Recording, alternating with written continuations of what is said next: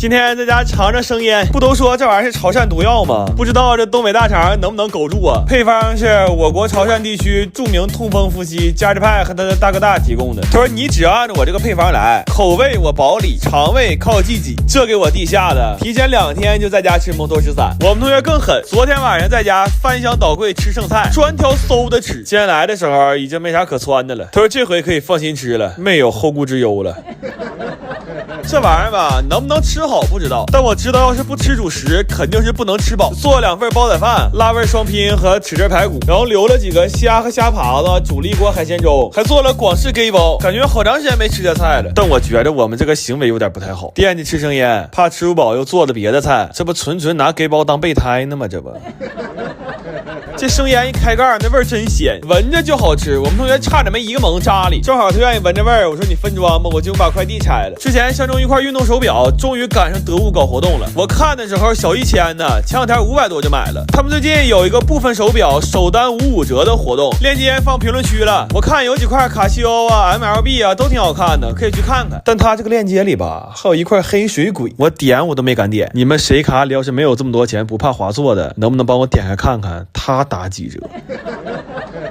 来吧，吃串了。这玩意儿吃着吧没那么可怕，而且我觉得挺好吃，海鲜也没什么腥味儿，料汁儿是吃火锅的肥牛汁儿、海鲜汁儿那个味儿。整体来说还是比较鲜甜的。其实最好吃的是皮虾，但就是太扎嘴了，吃这玩意儿嘛费上牙糖的呀。等生腌配上砂锅粥，这听起来就很人字拖。完，我们同学把那盘虾爬都吃了之后，把我电褥拿走。他说今天晚上得开着睡了，一旦有个什么意外的话，从烹饪角度来讲，这就叫大火收汁儿。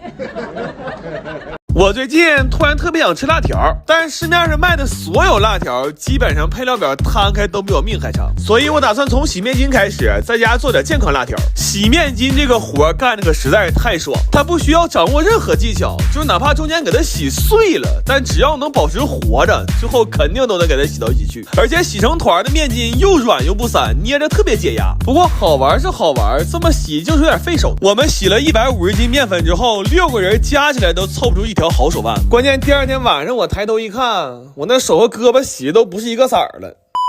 然后面巾醒发好了，我先蒸熟试做了一些，它现在弹性特别好，但致命的是不管怎么弄熟它，只要拌上辣油，吃的就跟凉菜似的，就完全没有一点零食的样子。所以我忍痛放弃了这个做法，那些面巾也都让我炸成油面巾了。后来我研究了一下，工厂做辣条第一步需要先膨化，我就又去买了个膨化机，但是这个机器只是流水线上的一环，我们需要人工填满其他环，才能让这条线顺利的流起来。就为了能用好这个碟，我们甚至还在家里组成了一条人工传送带。这回做出来的面筋条形状和口感都非常好，就是卫生状况稍微有点堪忧。就这个制作流程要是在电视上播出去啊，那我们几个可能都够判的了。然后这些辣条棒要稍微风干一下才能用。这会儿正好没啥事儿，拆了几个快递。这快到夏天了，出门也越来越勤了，就在识货 APP 查低价买了几双新鞋，每双都是颜值在线的经典款，而且百搭又舒服。关键识货上买鞋不仅保真，还特别优惠。这几双同款还有其他热门款，点我评论区就能看见，真的便宜很多，你们快去看看吧。然后为了能让这辣条更好吃，我先用10几种油调了一个复合油，又放了好多菜和料，给它炸成了一锅料油，甚至还用10几种香料做了一个混合料粉。调完这些料，我坐着算了算账，我发现我们现在这个配料用的呀，都快比主料贵出50倍了。最后要把辣条棒和辣油充分搅拌一下，为了吃的时候能再香一点，拌的时候我又放了好多芝麻和炸干的辣椒丝儿。这辣条现在油和料都巨多，吃一口油汪汪的，真的特别爽，而且还特别有嚼劲儿，真的是越嚼越香。后来我把那些油面筋也都给拌了，这东西因为油炸过，然后本身又特别吸汁儿，它现在绝对是自制辣条里的隐藏款。这回一共做了2个味的，一半麻辣，一半甜辣。这玩意儿看电视的时候来2包，给嘴唇辣的直木，然后再来上一根我们之前自己做的梦乐滋。要是肠胃好的话，这真的是个特别好吃的吃法，但要是肠胃一般的话，那就只能在半夜的时候静待花开了。我最近总是特别想吃夜市卖的烤猪蹄儿，但是这玩意儿订外卖到家就不好吃了，出门还懒得出去，所以我买了400斤鲜猪蹄儿，我打算在家研究这个烤猪蹄的半成品，这样以后在家随时都能吃到刚出锅的了。不过这一次好像有点冒进了，这猪蹄儿采购量有点大，平时收拾几个没觉得咋地，这一下干400来个人有点麻了。我们从燎猪蹄开始就火力全开了，给手套都燎着了。但是没想到后来洗猪蹄才是最崩溃的，这每一个猪蹄的脚趾缝里都有猪毛和死皮。不过脱毛这个活吧，干着特别爽，就越干越上头。我后来一度有点分不清，我们到底要做的是一个烤猪蹄的半成品，还是尝试掌握一门修脚的副业。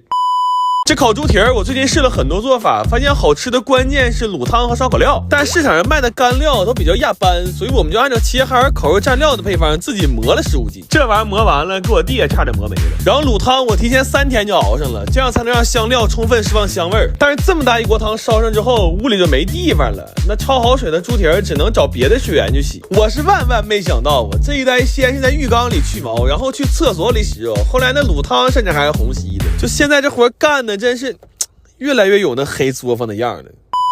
然后猪蹄洗到过了自己那一关之后，就可以去卤泡了。完这会儿待着也没啥事儿，我们就寻思先吃点饭，还买了点肉强爽小酌一下。但是没想到这玩意儿劲儿真大呀，一罐8度都感觉2瓶啤酒了，给这俩爹喝的直上劲，非要上雪地里撒点野。他俩作了3-4个小时才醒酒，这才算勉强能接着干活。正好这会儿猪蹄也卤好了，现在不管是颜色还是味道都特别好，稍微凉一下就能拿去烤了。然后卤猪蹄的这锅汤以后就可以当老汤用了。我粗略估算了一下，这锅汤我们要省着点吃的话，基本可以确保在我临走那天洗衣裳它还有机会登场。